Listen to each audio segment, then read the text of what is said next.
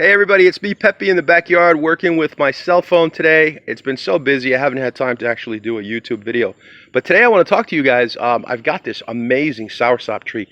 This one is a grafted soursop that came from Miami. And my very good friend Julian Latta from Latta Farms and Homestead turned me onto this tree a couple of years ago. But I was so busy I never really paid a lot of attention. Well, last couple of weeks I've been talking to Julian. I've been down there.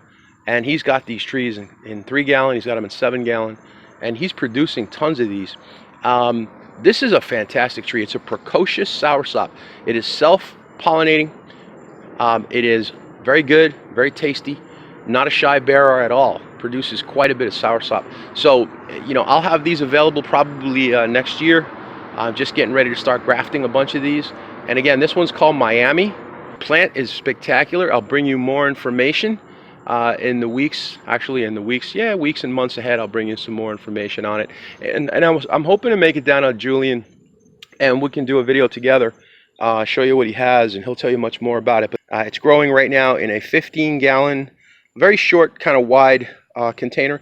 Picked these up at Lowe's actually on sale today. They were less than $14, and these are great.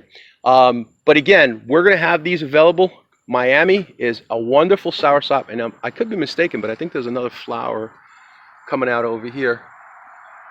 Yeah, there it is. There's another flower coming out right over here.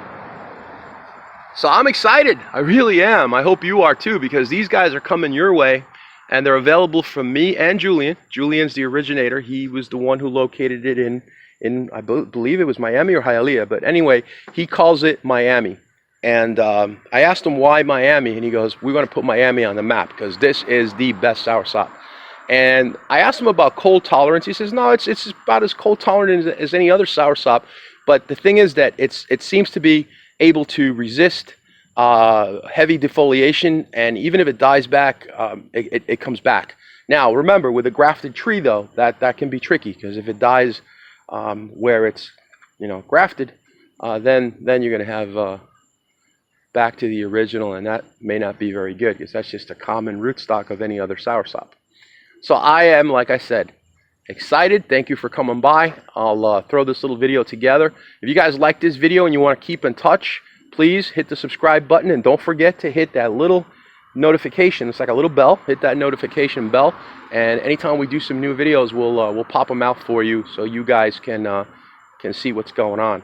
And I will be grafting them.